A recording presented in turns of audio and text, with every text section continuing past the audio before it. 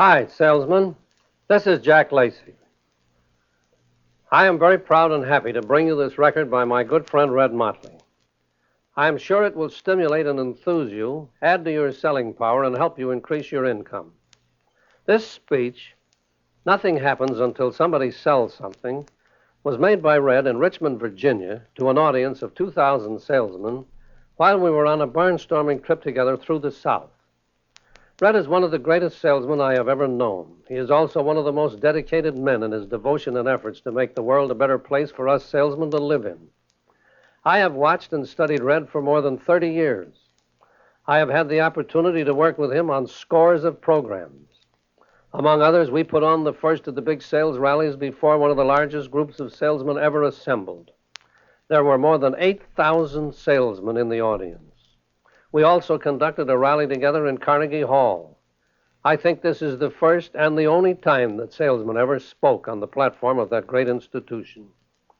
Red always fills us salesmen with enthusiasm and makes us tremendously proud of the fact that we are salesmen.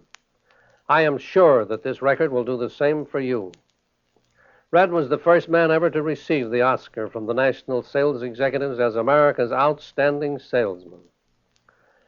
When Red talks to you about selling, he is not reporting something that he has seen somebody do. He is telling you things that he has actually done himself. He is a very great salesman with the unusual ability of being able to pass his ideas and enthusiasm on to you and others. When I first met Red, he was a young advertising salesman in the Middle West. This was about 1930. Over the years, I have watched his tremendous progress. I saw Red take over Parade magazine when it was a small, struggling paper in the advertising field with a circulation of 1,800,000 and advertising sales of $2 million a year. Red made it great. Today, Parade has a circulation of more than 10 million and sales of over $25 million a year. He made it a leader among all the publications in the advertising field. You will be informed, inspired, and enthused by this great talk by this great salesman. I am very proud that I can bring to you this record by this great crusader for the betterment of salesmen everywhere. Here he is, our very good friend, Red Motley.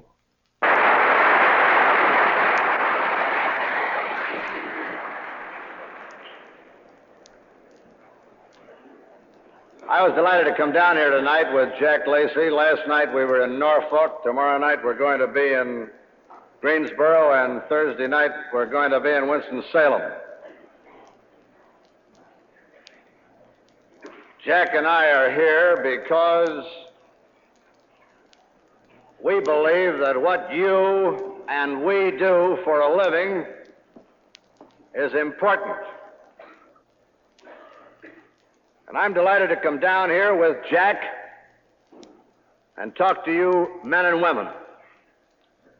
I'm delighted because I believe that anybody in selling or distribution ought to be willing to plow back a little of his own time and his own money into the activities of our profession, the profession of selling.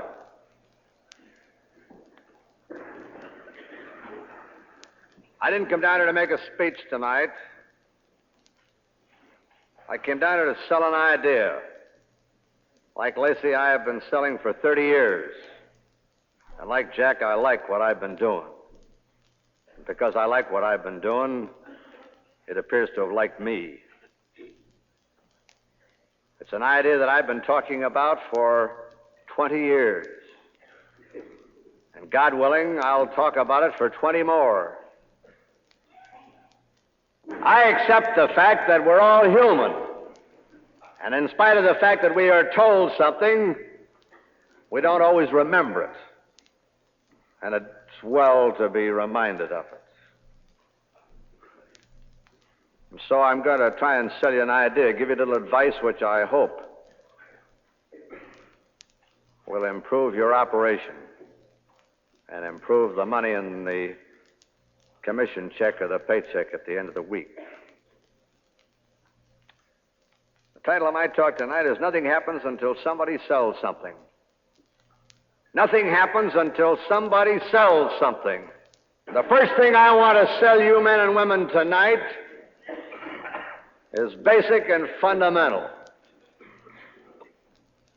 Unless you and I, those of us engaged in selling, retail and wholesale, printed and personal, understand what we do and understand it in terms of benefit to others than ourselves, we will never do it well. We will always be vulnerable.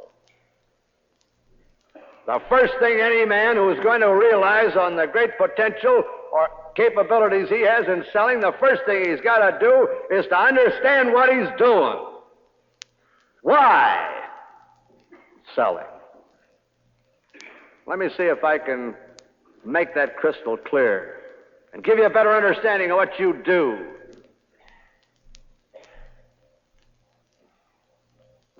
A lot of people talk about filling needs. A lot of people think of ourselves in terms of filling needs. Skip it. Not so.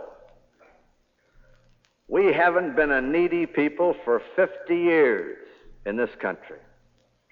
We're a prosperous people. We're not a needy people. We're not engaged in filling needs. We're engaged in something far more important than that. We're engaged in making people want things. We're want creators, not need fillers. Think of yourselves in terms of the most important people in America. Because this want-creating process, which we as salespeople understand, is the fundamental motivating power behind all progress in all fields. My grandmother died at age 85 in the city of Minneapolis. She never owned a vacuum cleaner in her life, but her floor was so clean you could eat off it. My mother owned a vacuum cleaner, not because she was smarter than her mother or because the Motleys had any money, because we didn't.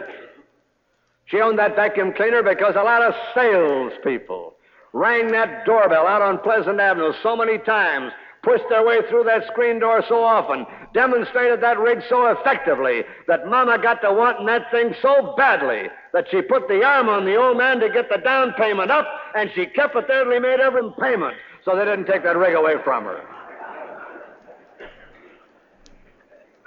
That's how we've got more vacuum cleaners than all the rest of the world combined. Not because a man in Ohio invented the vacuum cleaner. He did. Funny thing, though, he went broke. Flat broke. Here was a better way for keeping floors clean. Lord knows the housewives of America needed it. But they didn't want it. And he went broke. And he took his invention to a fellow by the name of Hoover. And Hoover, doggone nearly went broke. Why? Because he couldn't get any department stores or retail stores to handle it. Because they said quite properly, nobody wants it. There's no demand for it. Why should we give it any floor space? And so he had to go out and devise his own method of distribution. And he developed a door-to-door selling technique. Today, every department store, specialty shop handles vacuum cleaners. And why? Why? Because a lot of people want them. That's why. We've got more automobiles than all the rest of the world combined. Not because we need them, but because a great automobile industry made our people want to go someplace sitting down. That's right. And they made them want it so badly that even during the last Great Depression, they would face almost eviction from their homes rather than miss a payment on the old jalopy and run the risk of repossession. And what happened? Hundreds of thousands of good jobs in Detroit and other cities manufacturing automobiles and parts, and in the oil business, and in the gasoline business, and in the garage business, and in the service business. That's the reason why we've got more good jobs than all the rest of the world combined. Let's understand that. Let's have done with all this nonsense about America having some particular patent on inventive genius or some particular excess of natural resources. The only thing in the world we've got is the greatest thing in the world. We've developed the power to make people want things they don't need. I've been married to the first and only Mrs. Motley for 22 years. And up to 2 years ago, I thought those first 20 years had been wonderful, every one of them. But 2 years ago, I began to wonder how we ever got through those first 20 years because we didn't have a mink coat. I really began to worry about that. I really did. Little dearie got to wanting a mink coat 2 years ago so badly that it was no longer a luxury, it was an absolute necessity. And I was lucky to get off buying her just the top half a jacket. What's wrong with that? What's wrong with that? What's wrong with Harper's and Vogue, those beautiful style magazines that dress up those gals in those beautiful furs so that they look at them and drool and they want them?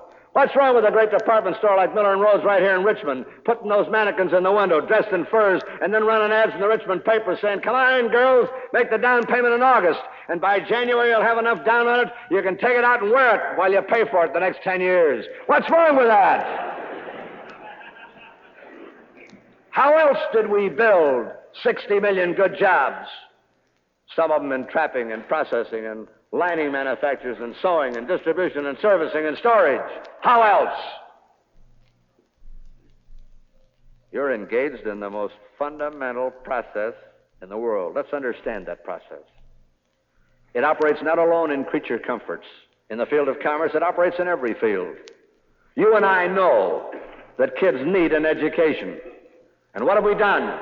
Why, we've built great educational factories like this one we're in here tonight, all over the land, even out in the rural areas, the great consolidated schools. We run buses into the far remote rural areas to bring the kids into the consolidated schools because we know the kid needs an education. But we're also smart enough to know that no kid ever got an education unless he wanted it, unless some enlightened parent or teacher sold him the idea of getting in and digging for an education. There isn't a man or a woman in this room tonight but what would agree with me that the principles of Jesus Christ are needed in the world as never before in the whole Christian era. And because we know they're needed, we've built great educational factories in every town and hamlet in America, cathedrals, synagogues, and churches. And we've staffed them with fine production people, ministers, rabbis, and priests. And we've given them the greatest products in history. 3 great creeds, Catholic, Protestant, and Jew, refined over the centuries. And what are we worrying about? Why, we're worrying because the pews are half empty on Sunday. And there's juvenile delinquency in some of the parishes. The need is there. What's wrong? Why, the church is forgotten in too many instances. That a sanctimonious demeanor, a deep bass voice, or a turned-around collar is not enough. In the days when the church was vigorous and growing and militant, the great preachers were great salesmen. They didn't sit on their fanny in the store or the factory waiting for the customer to come in and take it off them. They went on foot and horseback, even back to Galilee, and sold and made converts because needs were never enough. Wants are the only things that matter. And what's the difference between making a woman want a better way of keeping house, or making a child want a better education, or making a citizen want a better moral character? What's the difference? You're engaged in a great work. Lift your sights. Understand what you're doing. Let me close that point by telling a story about my experience. I went to work for a publishing company selling space, Collier's Weekly. They taught me how to sell space. They taught me very well. I got a raise. I got promoted. I got transferred to the Detroit office.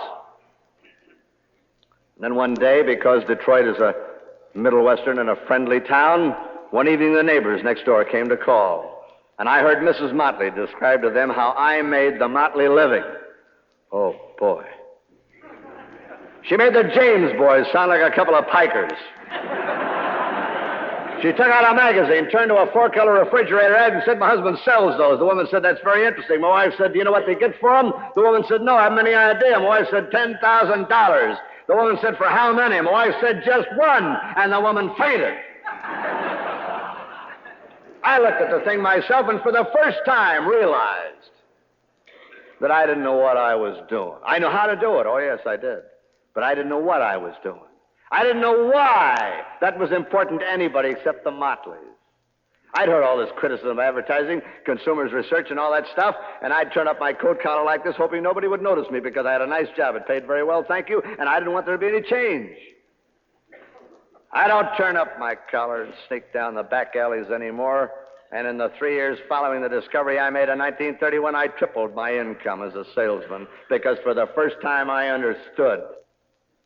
I went back and discovered that a man by the name of Kelvin in 1900, the turn of the century, discovered the principle behind mechanical refrigeration.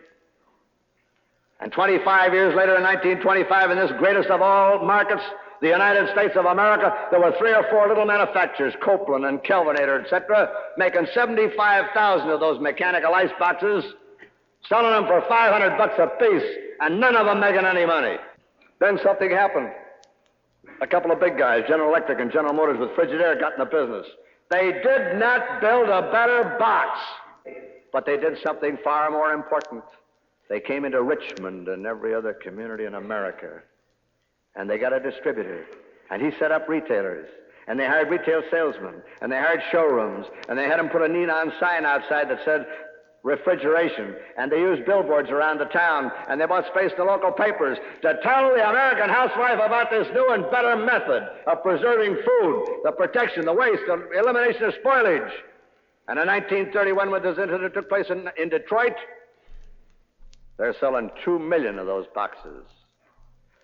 They're now $175, and even the Motleys have been able to afford one. For the first time, I knew that even Motley, this little pimple on the advertising sales fraternity in Detroit, was important. I was a part of something that was big, that was fundamental, that was making jobs and a better way of living for a lot of people. I was doing something that I didn't have to apologize for. And I didn't want my family or kids to apologize either. And so I sat the little woman down, and I told her that story. When I got all through, she looked me square in the eye and said, "Yep, but what happened to the Iceman?"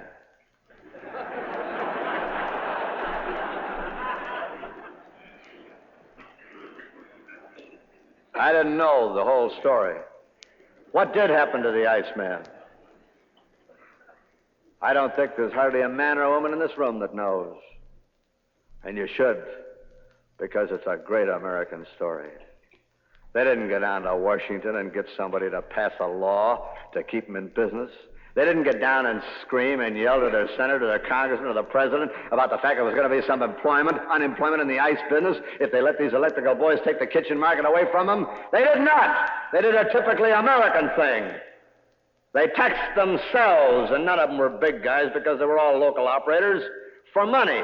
And they put a kitty together, and they gave it to the Battelle Institute at Ohio State for research to find out new uses for Iceman's ice.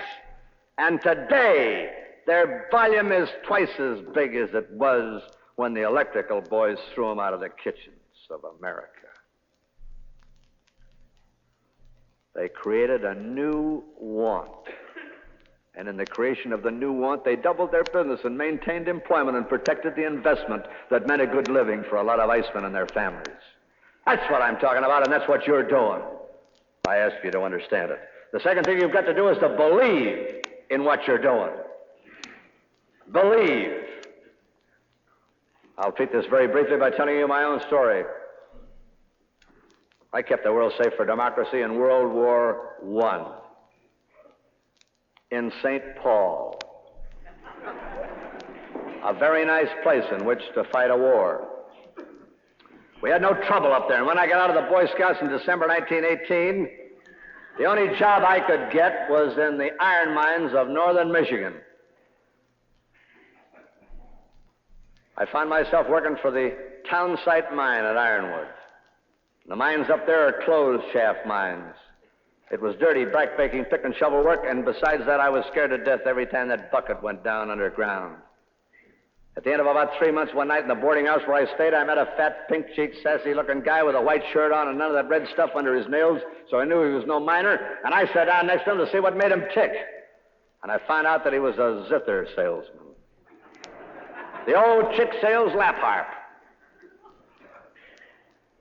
He bought them for $5 from a wholesale house in Chicago. He never got less than $10 down, so he couldn't lose if he never collected another dime. It seemed like a wonderful idea to me. I threw away the pick and shovel and became a zither salesman forthwith. This was a wonderful machine. You didn't play it with a pick. It had a couple of octaves of keys. You played it like you play a piano one-handed. The keys tripped the hammers were down, hit the wires, made beautiful music. The mines are going full blast in the spring and summer of 1919, and there's nothing musical up there for those hunkies and their kids except this guy and his zithers. I went like a house on fire for 30 days. We gave away 30 sheets of music with every zither, and at the end of 30 days, my first customers came back and wanted more sheet music, and then the cat was out of the bag. The thing only played in the key of C. Right? When you get all through with Smiles and God Save the King, you couldn't do a thing with Dardanelle or Hindustan or any of the hot tunes of the day. Couldn't do a thing with them. No sharps, no flats, just the key of C. I was working to get a stake to go back to the University of Minnesota, and I sold those things right up to September 15th, 1919. Funny thing, though, I never sold as many of them per day or week after I found out it only played in the key of C. If you think you're selling a service or a product that only plays in the key of C, unless you believe implicitly in that product and the promises of the company behind the product, get another job, because you'll never go to town without belief in what you're doing. Spend a little time on it. Make sure, because in the process of making sure, you'll resell yourself, rededicate yourself, and if your experience is parallel to mine and any other top salesman I know of, you will begin to double your income. And the third thing a good professional salesman has got to think of and remember at all times is the fact that because this is a profession, you're never through. You must have training, but that's not enough. You must have more training. Professional. You heard me use that word. 3 things if you're going to be a pro. Understand what you're doing in terms of benefits for others than yourself and your immediate superior. Belief in the product and the company that you represent, and that takes some thought and some figuring. And the acceptance of the fact, like any good professional man accepts the fact that he's never through. That's what I mean by being a professional. And how do you find out whether you're a professional? I'll give you a simple test. How do you act when you're not selling? Let me illustrate what I mean, and watch for this. If you're a professional salesman, you're a salesman 24 hours a day, 7 days a week. You don't just put it on when you get the body in front of the prospect and take it off when you leave his office. You don't put it on at 9 and take it off at 5. You're a salesman all the time. You eat, live, drink, sleep, and thrill to the prospect of being a want creator, which is the fundamental motivating force behind all human progress. But how do you know you're a pro? What do you do when you aren't actually selling? Let me tell you my story. This is how I discovered I was a pro. Please turn the record to side 2. In 1944, I was traveling around the United States of America for the Committee for Economic Development. They were a local business committee. They had one of them here in Richmond. We had them all over the country, 2,300 committees. We got businessmen to get together to organize to find out where they were before the war, where they were during the war, where they'd be employment-wise after the war. And I'd been up in Rome, New York, organizing the town. They drove me at midnight down to Utica, where I was to catch a train for Boston. I had a meeting there the next morning. I'm tired. And in my hot little hand, I've got the most wonderful thing in the world in those days because people were sitting on suitcases in the aisles and trains. I had a Pullman stub that entitled me to a single bedroom. The train's an hour and a half late. And when I get on, I dig up the little Pullman conductor. Must have been 85 years old. They probably brought him out of retirement. He didn't go 5 feet with his Adlers on. And I gave him the thing, and he looked at it and busted out laughing. I'd looked at that thing 8 or 10 times while I was walking around the station Utica. I didn't see any jokes printed on it. I'm tired. What I have time for levity. But I'm a want creator. I'm a pro. And I didn't get indignant. I didn't throw my weight around. I did what any good want creator would normally, naturally, instinctively do. I said to him, I haven't had a good laugh all day. Tell me, what's so funny? Well, he said, there's a guy got on in Buffalo that thought he had that bedroom, too. And he said, oddly enough, he said, there's been a guy sound asleep in there since Toronto where the car started. Very funny, very funny. Then I really knew I was a pro as I look back on it now, because instead of blowing my stack, I bought it, the government priority that got it for me, and said I was entitled to it. I didn't start to throw my weight around. I knew that little guy was the only guy in the world that could get me horizontal between Utica and Boston, and I had to sell him.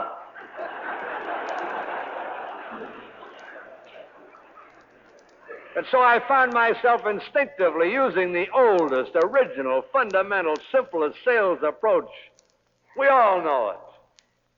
I said, tell me, I don't know much about railroading. You've obviously been in it a long time. You're an expert. How could a thing like that happen? Remember how you get them talking. You know that one? Simple, isn't it? Brother, that's all that little man needed. He took a deep breath. He threw back his head, and he took off jet-propelled into space. And for 5 minutes, he explained to me what was wrong. And what do you think it was? Women. Women in railroading had no place in it. And he went on. He finally runs out of breath. Now, I don't agree with a thing the guy said, but I'm a pro. I'm a want creator. I don't believe a thing he said. Well, I've never had any trouble with women. But I'm no boob. I'm a want creator. So I said, well, sounds very logical, very plausible. Could be. I mean, you know more about that than I do, but tell me now, I'm tired. Could you do something about getting me someplace to sleep? So he shuffles those cards. You know how they do it? He said, how'd you like a drawing room? I said, drawing room? Gee, fine. How much extra? He said, extra? Why should you pay anything extra? I said, you bought a single bedroom, didn't you? You're entitled to it, aren't you? You didn't get it, did you? He said, boy, bring that band's bags. Come on through here. We'll go through down the stairs, see? Jesus. And there's a beautiful drawing room all waiting for me at no extra charge. I thanked him. And then, because I was curious, I said to him, how does it happen that with travel conditions the way they are, I'm this lucky? What'd you do for the guy that got on in Buffalo that was out of luck, too? He said, I gave him an upper. I said, he got on in Buffalo and got an upper? I get on in Utica and get a drawing room? He said, yeah, he got mad.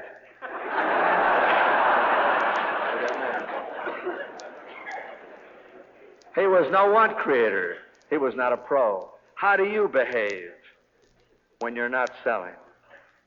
That's the test of being a pro. The professional want creator uses common sense. Now, that sounds very simple, doesn't it? But I'm going to talk to you now for about 5 minutes because I hope to make you so self-conscious that as you go about your job tomorrow and the day after and the day after that, you're going to remember some of these nonsensical things that good salespeople do because they're not pros. It's just common sense that everything we do is selling, but the average salesman doesn't understand that. He doesn't understand, this is unfortunate, that everything is selling. He doesn't understand that when a department store sends their delivery people out with clean, well-pressed uniforms, they're selling. That's the reason why a lot of salesmen aren't careful about their appearance. The spots on their suit, the lack of press in the pants, or the frayed cuffs, or the dirty linen. A lot of them don't understand. The telephone company, the greatest monopoly of all time, and one that's under least fire from the government or the public, spent millions of dollars doing what? Why, trying to put a smile in the voice of the operator that you and I never see. Because that's selling. And why?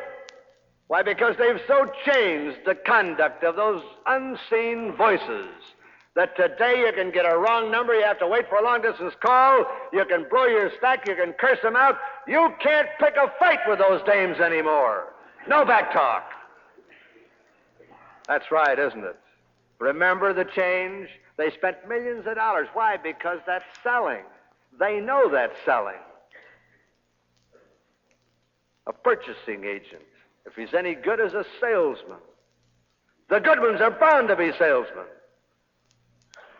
A purchasing agent that's a good one doesn't sit there like a great stone face saying no, no, no, no to the salesman. What does he do?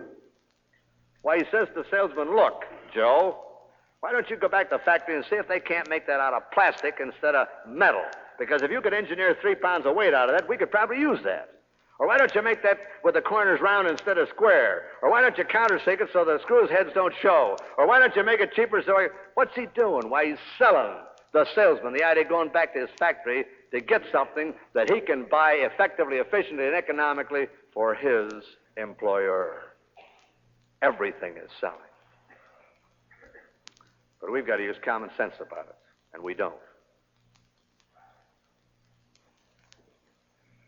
You and I know that there's one person that signs the order. But you and I know there's usually somebody else, 1, 2, 3 people that are helpful. I spend a lot of time in reception rooms. I watch a lot of salesmen handle the young lady who comes to the fence or sits behind the desk or the telephone. And I watch these salesmen, and they don't use common sense.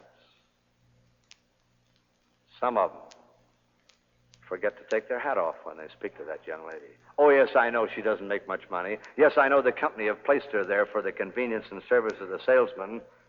But it makes a lot of difference whether that girl picks up the phone and said, Mr. Motley is here for his appointment, or whether she says, there's a Mr. Motley here who says he has an appointment with you.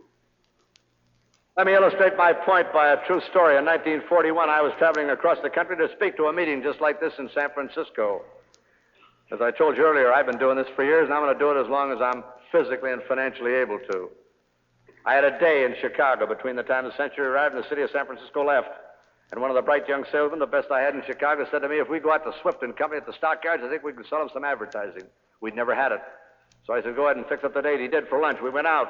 We talked to Vern Beatty and his associates.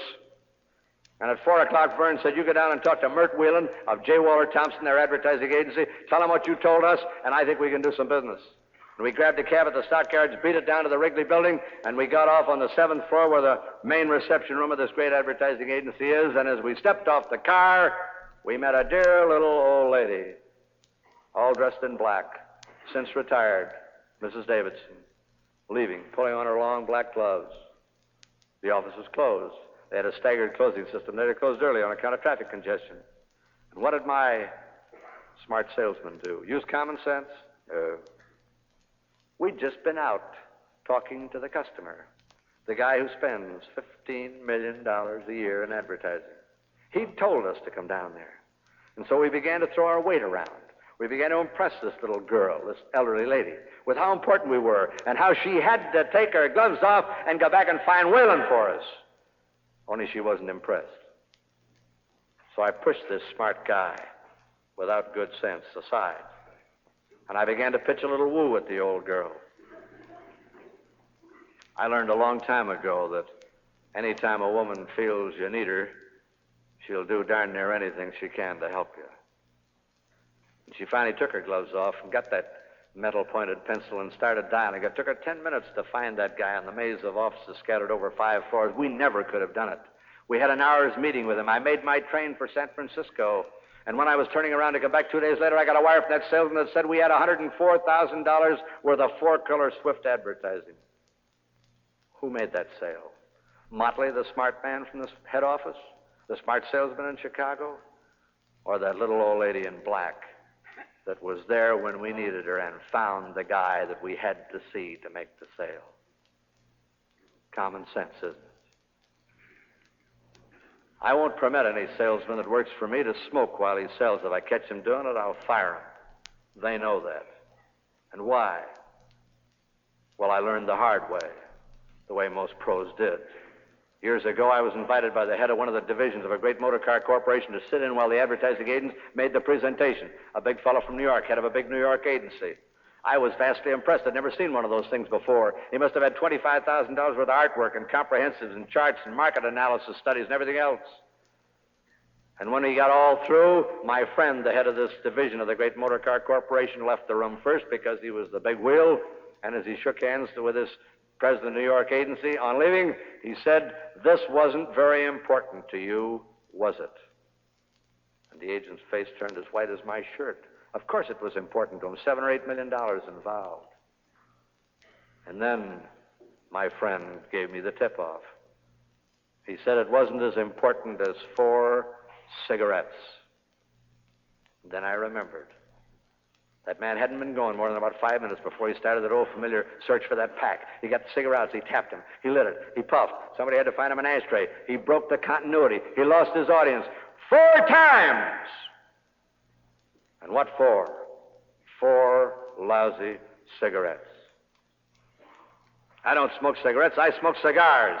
But I don't smoke them anymore when I sell. Because I began to wonder how many times I'd been selling a dirty, second-hand, chewed-up cigar butt as I pointed to the price list or some of the things on those signs or whatnot. What for? Not common sense. I fired a good man 3 years ago. I paid $750 for a statistical study, a market study, to permit him to sell an account. I went with him while he did it. We had a receptive audience. The prospect was willing. He cleaned off his whole desk, glass-topped. And we stretched out all these figures, $750 worth. But this guy had to smoke a cigarette. He just couldn't stand it. And he lit a cigarette, and he laid it down on the edge. Glass covered, couldn't do any harm. But in the shifting of these long sheets of paper, statistical material, the cigarette got knocked on the floor, and before it hit the rug hardly, the prospect is up and around the desk and picks it up. What was he looking at? $750 worth of figures, or that stinking cigarette that my salesman had left burning on the edge of his desk? Oh, yes, I know. I have ashtrays on my desk. I have salesmen come to see me, and they say, "May I smoke?" very politely. And I always say, "Of course." And then under my breath, "You damn fool." And why? Because I find myself looking at this chump, dragging that stuff down into his navel, and then for 5 minutes as he talks, it comes out of his eyes, ears, nose, and everything else. And I'm fascinated by it. What for? What for? What'd you go there to do? Put in an imitation of a smokestack on wheels? You went there to sell him something, didn't you? Not blow smoke at his face. It's just common sense that you ought to know how you look to the prospect. But I'll give you 6-2 and even that 90% of the people in this room have no idea how they look to the man across the desk. They've never taken the trouble to find out. I didn't either. Until one night when I was taking a refresher course in the Book Cadillac bar with another salesman. And he said to me, "Motley, you went to college, didn't you?" And I said, "Yes." He said, "You got a Phi Beta Kappa kid, didn't you?" And I said, "Sure, why?" Well, he said, "I don't understand why you insist on making people believe that you're a tough guy, that you have no education." I said, "What do you mean?" Well, he said, "You talk out of the corner of your mouth." I said, "I do not." He said, "You do too." The argument went on far into the night. It was a draw. I woke up the next morning hungover white like a weeping willow, but not so hungover that I didn't remember that crack. I didn't believe it.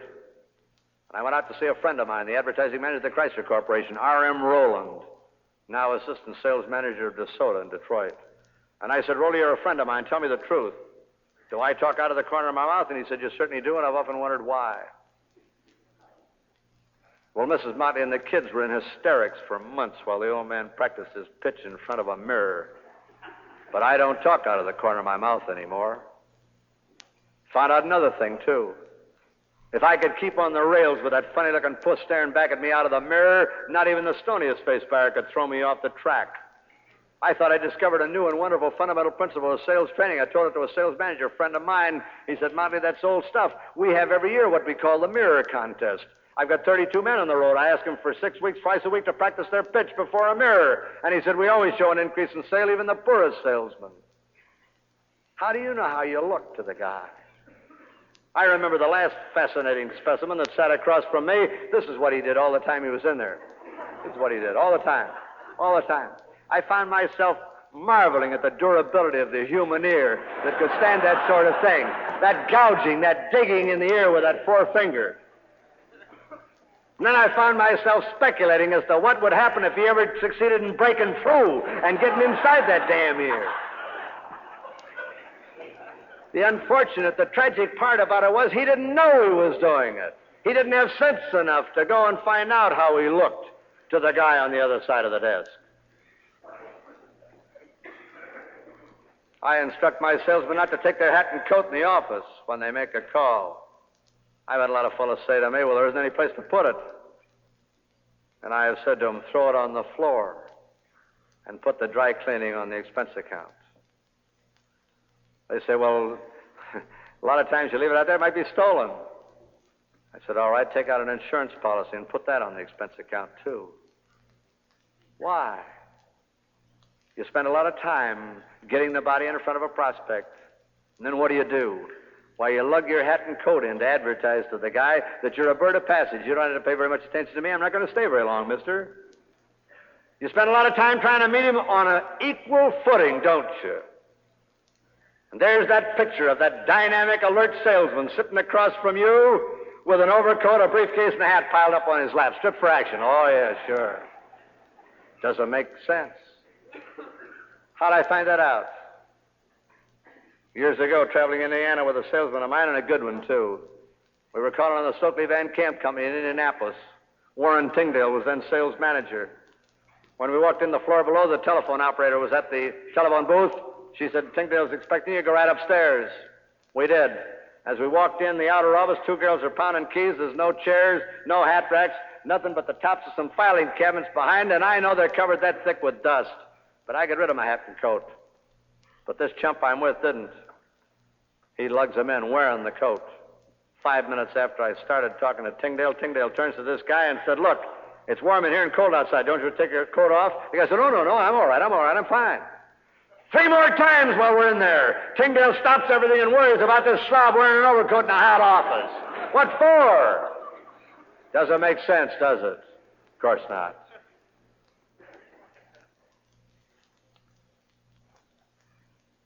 I don't care how long or how successfully you've been in business. Neither you nor I are smart enough to remember all we know. Last January, as I attended a few of Jack Lacey's lectures in San Francisco, I found myself sitting next to a man 78 years old who came every year and loved it and went away refreshed and inspired. He never heard a thing new, and I've told you nothing that you didn't know here tonight, really nothing. But it was important that it be told. Why? Because we're not smart enough to remember all we know. Maybe you think you are, but listen to my concluding story, and then maybe you'll agree you're not. In 1940, after a successful tour of the branches, I was taken back to New York by the great corporation I worked for. They made me a vice president and a director of the company. They gave me a private office with a rug on the floor, not linoleum. They gave me 2 secretaries instead of 1. The office didn't have 1 window, it had 2 windows, so if things were bad, I had a choice of jumping. They even let me okay my own expense account. Now, you can't get any bigger in business than that. And what did I do? Why, a characteristically human thing. I decided to show these yokels in New York how we did it out in Detroit, Chicago, St. Louis, Cleveland, and whatnot. I rolled up my sleeves, picked up 3 or 4 tough accounts. One of them was the American Tobacco Company. At that time, there was a man by the name of George Washington Hill. He was the president of the company, chairman of the board, tobacco sales buyer, sales manager, advertising manager, janitor. He was the American Tobacco Company. If you didn't sell him, you didn't sell the American Tobacco Company. Now, I've told salesmen thousands of times, never let the guy get your goat no matter what he does, don't show any irritation, don't flip your wig, be cool. What did I do? I wasn't smart enough to remember what I knew. He unfolded his arms long enough to pick up a box, leather-covered, shaped like a carton of cigarettes, opened it up, there was some cigarettes in it, and he shoved it out at me. He didn't say, light up a lucky, have a cigarette. He wasn't polite, he was rude. And I said, no thanks. And he said, why not? And in a rather loud tone of voice, I said, I don't smoke cigarettes. And in a louder tone of voice, he said, why not? And in a still louder tone of voice, I said, I don't like cigarettes. Now, I've told salesmen thousands of times, never yell at a prospect or a customer. It just doesn't make any sense. I've read those books about how to win friends and influence people. I wasn't smart enough to remember what I knew. And then he said, don't you smoke anything? I said, yeah, I smoke cigars. He said, what kind? Oh, yeah. I've told salesmen thousands of times, never call on a prospect till you know his brand names, what he makes, his hobbies, the names of his kids. I spent 30 days getting an appointment with this guy, and I don't even know what kind of cigars he makes. So I told him the truth. I said, I smoke Anthony and Cleopatra's, and I suppose you're going to tell me they're no good. He said, not at all. We make those.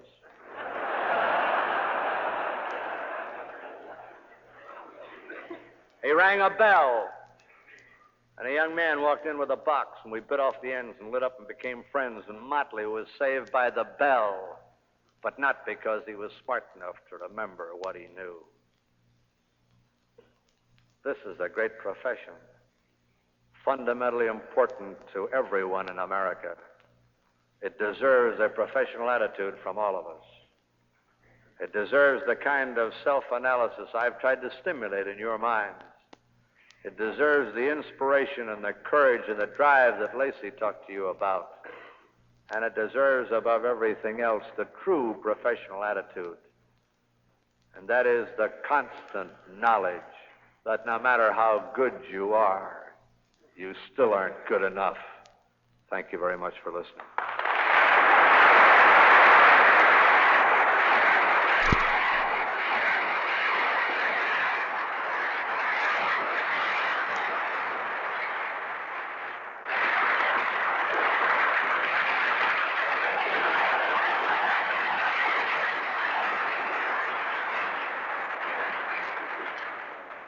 Thank you, Red.